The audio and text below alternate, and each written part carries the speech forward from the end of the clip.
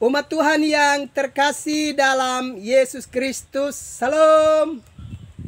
Jumpa lagi pada hari ini, 5 Maret 2022. Kita sudah melakukan berbagai aktivitas kita sepanjang hari ini. Sejak dari pagi, kita diberi kekuatan oleh Tuhan dan kita bisa melakukan banyak hal. Dan di dalam kekuatan Tuhan itu, sekarang Tuhan sudah mengantarkan kita untuk menyambut malam pemberian Tuhan. Kita harus ingat bahwa malam ini adalah malam persiapan bagi kita umat Tuhan. Karena besok kita harus ambil bagian dalam kebaktian utama di gereja di mana kita menjadi bagiannya. Karena itu jangan sia-siakan malam ini. Malam ini sebaiknya diisi dengan saat teduh dan refleksi diri. Apa saja yang sudah kita terima dari Tuhan yang menyukakan hati kita. Tapi juga berapa banyak keadaan yang telah kita alami yang membuat kita meneteskan air mata di dalam hidup ini. Mari kita siapkan hati kita dengan baik malam ini, supaya malam ini tidak berlalu begitu sia-sia di dalam kehidupan kita. Karena itu saya mengajak kita untuk menyatakan syukur kita kepada Tuhan dan mendengarkan kebenaran firman-Nya. Mari kita berdoa. Ya Bapa, dalam kasih karunia-Mu Tuhan memperkenankan kami mengalami banyak perkara kehidupan di tengah-tengah hidup yang masih Tuhan percayakan kepada kami. Malam sudah menjadi bagian buat kami dan sesaat lagi kami akan menghidupkan mesbah keluarga kami bersama dengan satu persekutuan keluarga yang utuh dalam keluarga kami masing-masing sebelum kami beristirahat. Karena itu kami mau siap diri dan saat ini kami juga mau menyatakan syukur dan mendengarkan kebenaran firman-Mu. Datanglah dan berkati kami sekalian. Demi Yesus Kristus yang adalah firman yang hidup itu, Padamu kami berdoa dan mengucap syukur. Amin. Umat Tuhan yang terkasih dalam Yesus Kristus, kita mendengarkan kebenaran firman Allah di dalam kitab Kejadian pasalnya yang ke-16, ayatnya yang ke-4. Beginilah bunyi firman Allah. Abraham menghampiri Hagar, lalu mengandunglah perempuan itu. Ketika Hagar tahu bahwa ia mengandung, maka ia memandang rendah akan nyonyanya itu.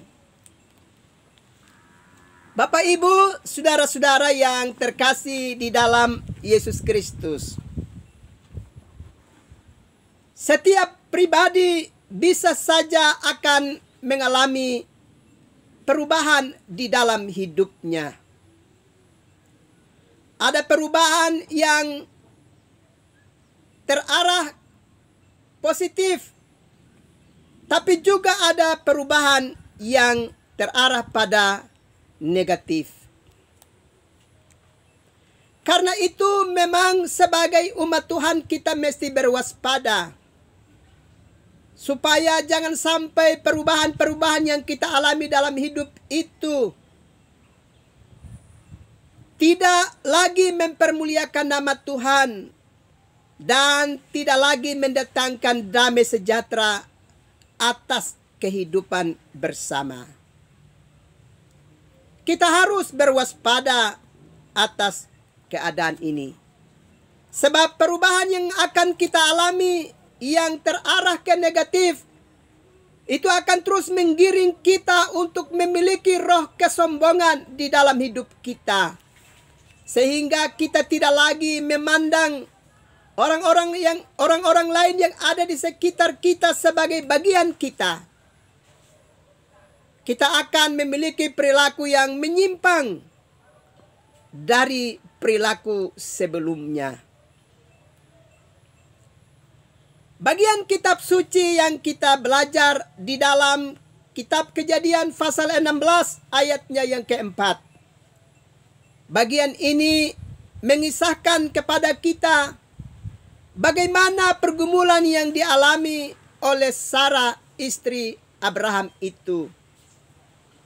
Memang keluarga ini telah dipanggil dan ditetapkan oleh Allah, dan Allah sudah berjanji bahwa keturunan mereka akan ada dalam jumlah yang sangat banyak. Digambarkan seperti pasir di laut dan juga bintang-bintang di langit. Kalau kita belajar di dalam kitab Kejadian. Tetapi dalam perjalanan waktu, Sarah merasa bahwa janji itu tidak dapat terpenuhi di dalam dirinya karena dia belum mempunyai keturunan sampai dengan usianya yang sudah mulai memasuki masa tua.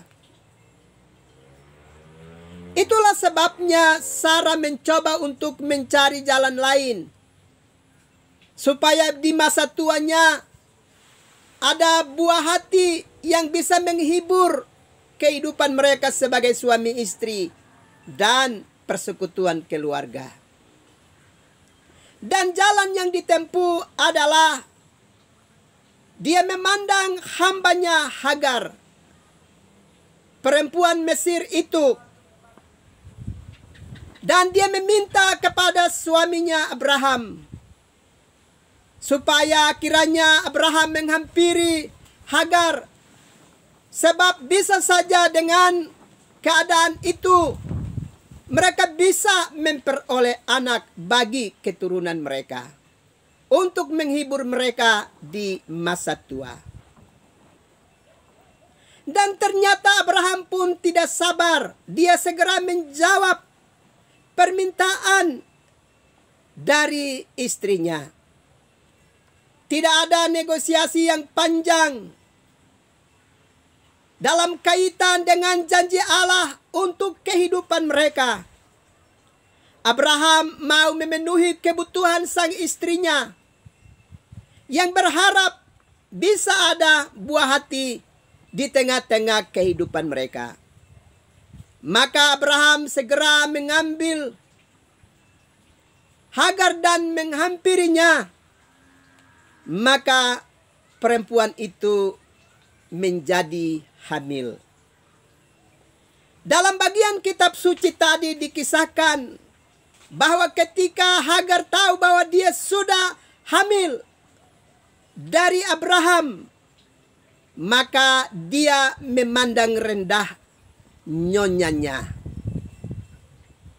Bapak, Ibu, saudara-saudara yang terkasih di dalam Yesus Kristus, ternyata ada perubahan perilaku di dalam kehidupan dari Hagar, seorang hamba di tengah-tengah persekutuan keluarga Abraham dan Sarah. Kita tahu bahwa dahulu kedudukan seorang hamba perempuan adalah seorang budak belian yang memiliki status sosial terendah di tengah-tengah kehidupan keluarga, di tengah-tengah kehidupan persekutuan hidup bersama. Tetapi kita bisa lihat di sini bahwa hamba yang memiliki status terendah di dalam masyarakat itu, di dalam keluarga itu, sekarang mengalami perubahan. Dia menjadi angkuh dan sombong dan tidak lagi memiliki rasa hormat kepada nyonyanya. Perhatikan baik-baik di dalam bacaan tadi dalam kitab Kejadian pasal yang ke-16 ayat yang ke-4. Abraham menghampiri Hagar lalu mengandunglah perempuan itu. ketika Hagar tahu bahwa ia mengandung, maka ia memandang rendah akan nyonyanya itu.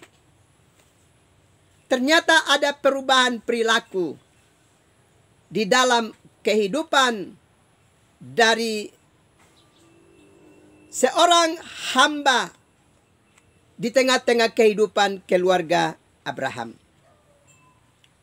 Bapak, Ibu, saudara-saudara yang terkasih di dalam Yesus Kristus, ternyata keangkuhan dan kesombongan ini hadir karena ada sesuatu yang terjadi atas dirinya.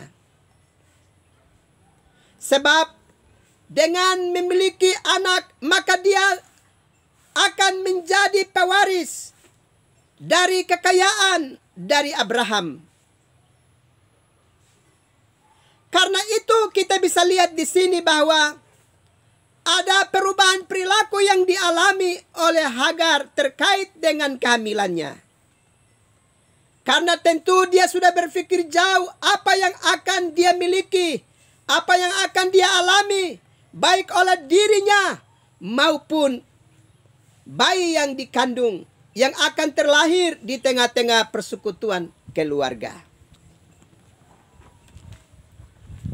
Dari kisah ini, Bapak, Ibu, saudara-saudara yang terkasih dalam Yesus Kristus, kita harus waspada di dalam hari-hari hidup kita, bahwa bisa saja akan ada perubahan perilaku di dalam kehidupan ini.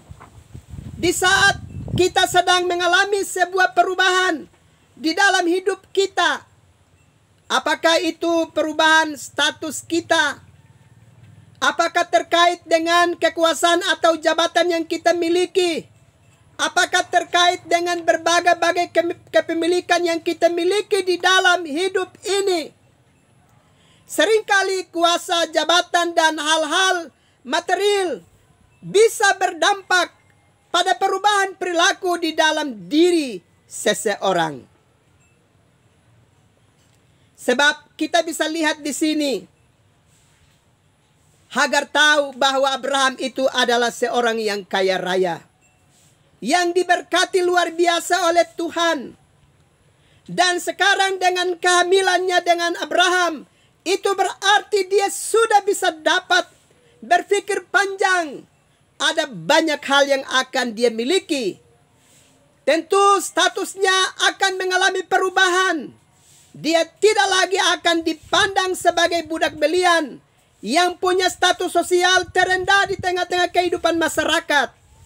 Justru dia akan mengalami perubahan status di dalam hidupnya. Bapak, Ibu, saudara-saudara yang terkasih dalam Yesus Kristus, sekali lagi kita mesti berwaspada terhadap kenyataan hidup ini.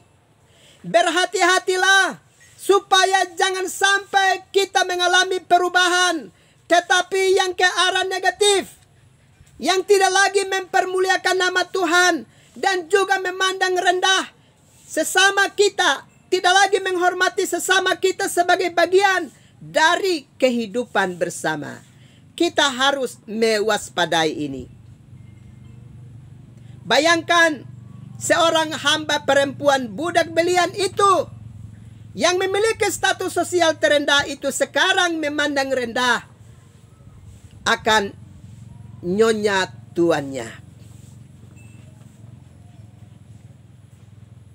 Karena itu kita mesti berwaspada. Lebih baik kita belajar dari pribadi-pribadi yang lain yang ternyata disaksikan oleh kitab suci sebagai pribadi yang tidak sombong, tapi justru menunjukkan kerendahan hati di hadirat Allah dan di hadapan sesama umat manusia.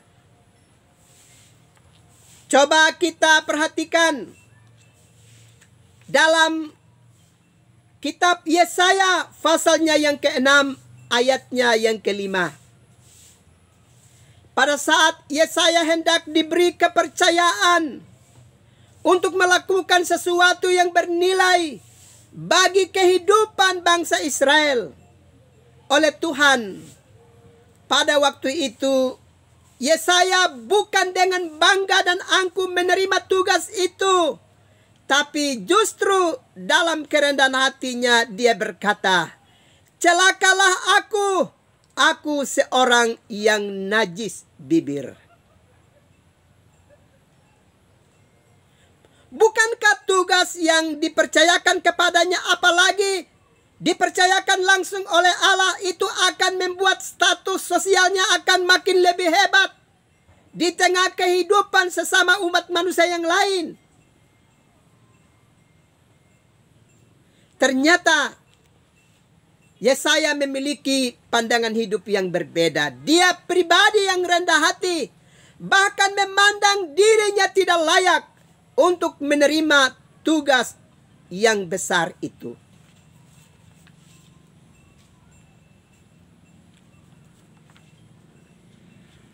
Atau kita juga coba ingat pada apa yang dikatakan oleh Musa di dalam Keluaran pasal 3 ayatnya yang ke-11. Pada saat Allah menyuruh malaikat Tuhan datang untuk menjumpai Musa dan mengingatkan kepadanya bahwa Allah akan memakai dia untuk bertemu dengan Firaun dan berusaha untuk membebaskan bangsa itu dari rumah perbudakan. Pada waktu itu, dalam kerendahan hati Musa berkata kepada Tuhan, dalam Keluaran 3 ayatnya yang ke-11, siapakah aku ini?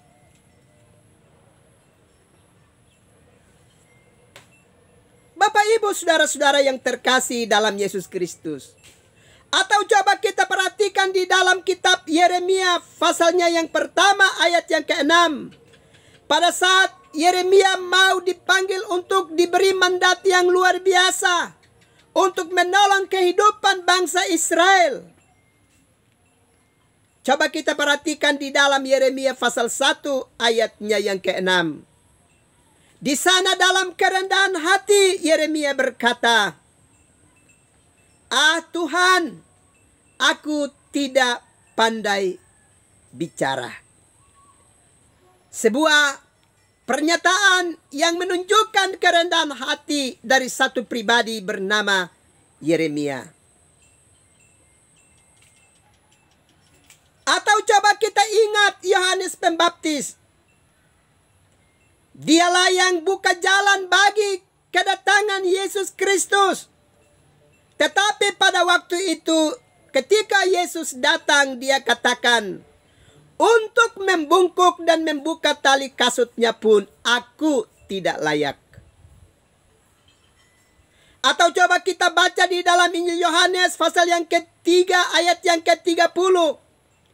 Di sana dalam satu sikap kerendahan hati, Yohanes berkata, ia harus makin besar dan aku harus makin kecil.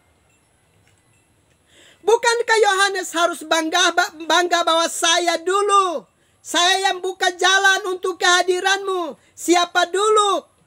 Ternyata tidak. Ada kerendahan hati yang sungguh luar biasa yang dimiliki oleh Yohanes Pembaptis. Atau coba kita ingat apa yang disampaikan oleh Rasul Paulus. Dia justru menulis begitu banyak bagian kitab suci. Kurang lebih ada 13 buah surat Rasul Paulus yang dia hasilkan. Tetapi dia dalam kerendahan hatinya tetap berkata bahwa ia adalah orang yang paling berdosa. Sebuah sikap hati kerendahan hati yang sangat luar biasa yang dinyatakan oleh para pelaku pelayanan firman Allah di dalam kesaksian kitab suci. Bayangkan, ini orang-orang ini dapat tugas langsung dari Tuhan. Bukan dari pemimpin dunia, bukan dari sesama manusia. Mereka mendapatkan mandat dan misi dari Allah sendiri di dalam kehidupan mereka. Tetapi mereka menunjukkan kerendahan hati mereka yang sungguh-sungguh luar biasa. Karena itu kepada saudara-saudaraku sekalian, berhenti dengan roh kesombongan di dalam kehidupan kita. Manakala ada sesuatu yang dipercayakan kepada kita, baik dalam jabatan tertentu, atau pekerjaan tertentu, atau kepemilikan tertentu yang kita miliki di tengah-tengah kehidupan dunia ini. Berhenti dengan roh kesombongan itu. Perhatikan baik-baik. Di dalam kitab Yesaya pasal 3 ayatnya yang ke-16. Di sana dengan tegas diingatkan kepada kita bahwa Allah akan memurkai orang-orang yang memiliki roh kesombongan. Yesaya pasal 3 ayat yang ke-16 menegaskan itu kepada kita. Karena itu sekali lagi berhenti dengan roh kesombongan, roh keangkuhan, roh tinggi hati di dalam diri kita.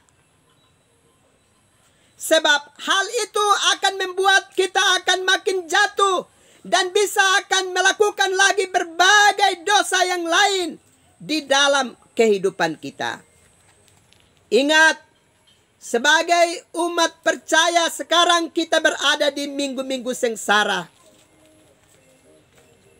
Kristus telah hadir untuk menolong. Dia yang adalah Tuhan. Itu pun dia datang merendahkan dirinya menjadi sama dengan manusia dalam semua kecuali dosa. Dia sang kudus, dia sang pencipta, dia sang juru selamat itu sendiri. Dia Allah itu sendiri pun merendahkan dirinya demi dan untuk menyelamatkan kita. Apalagi kita manusia. Kita tidak ada apa-apanya. Kita ini hanya debu saja. Karena itu, hanya karena kasih dan sayang Tuhan, kita mengalami kehidupan yang hebat di bumi ini. Tapi itu tidak berarti bahwa kehebatan itu akan membuat kita memiliki roh kesombongan dan keangkuhan di dalam hidup kita. Sekali lagi, berhenti dengan perilaku-perilaku yang tidak berkenan dalam roh kesombongan dan roh keangkuhan di dalam hidup kita.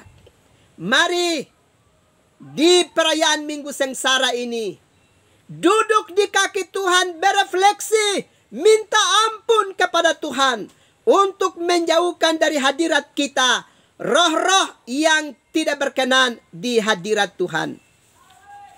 Kiranya Tuhan akan terus membantu kita di dalam kekuatan rohnya, sehingga kita memiliki kerendahan hati dan gemar melakukan hal-hal yang berkenan, yang mempermuliakan nama Tuhan, yang mendatangkan damai sejahtera bagi hidup bersama.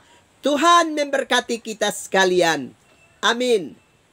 Mari kita berdoa. Segala puji, hormat, dan sembah kami nyatakan ke hadapan hadirat-Mu Bapa. Sebab setiap hari Tuhan memberkati kami dengan kebenaran firman-Mu melalui channel YouTube ini. Biarlah Allah berkenan memberkati kebenaran firman-Mu, supaya tidak berlalu begitu saja di dalam kehidupan kami, tapi benar-benar kami punya telinga untuk mendengarkan kebenaran firman-Mu dan melakukan firman-Mu di dalam hidup kami. Terima kasih Bapa untuk kebenaran firman-Mu. Malam ini hamba tetap terbeban untuk berdoa bagi umat-Mu yang sedang terpapar karena COVID Omikron, sehingga mereka sedang terbaring di rumah-rumah sakit, ataupun mereka yang sedang isolasi mandiri di dalam rumah tangga mereka, ataupun mereka yang sedang diikat oleh berbagai jenis penyakit lainnya, yang membuat mereka sudah menderita bertahun-tahun, berhari-hari, berbulan-bulan di dalam hidup mereka. Ya Bapa, kami mohon kepadamu, kiranya nama yang berkuasa Yesus Kristus itu, di dalam namanya sahabat-sahabat kami yang mengalami penderitaan sakit itu berkenan dipulihkan di dalam nama Yesus, sehingga mereka punya kesempatan untuk terus bersaksi tentang kebesaran kasih-Mu di tengah-tengah kehidupan mereka. Terima kasih Bapa. Demikian juga hamba berdoa untuk umat-Mu yang mengalami kesulitan ekonomi dalam kehidupan keluarga mereka, di mana usaha-usaha mereka tidak lagi dapat menghasilkan secara baik untuk menopang ekonomi keluarga. Malam ini hamba mau berdoa untuk umat-Mu yang mencari nafkah di darat, baik itu yang berjualan di pasar, yang bekerja sebagai ASN di instansi pemerintah, yang bekerja sebagai karyawan swasta, dan berbagai jenis pekerjaan dan usaha-usaha lainnya yang sedang digeluti oleh umat-Mu Bapa. Bagian-bagian berkat yang sudah Tuhan siapkan untuk memberkati umat-Mu. Ya Tuhan, bukalah pintu berkat-Mu dan kirim bagian yang terindah dalam berkat-Mu untuk memberkati umat-Mu, supaya mereka hidup dari berkat-Mu ya Bapa. Terima kasih Bapa. Hamba juga berdoa untuk pemerintah kami, Bapak Presiden, Bapak Gubernur, para bupati, wali kota di mana kami menjadi bagiannya.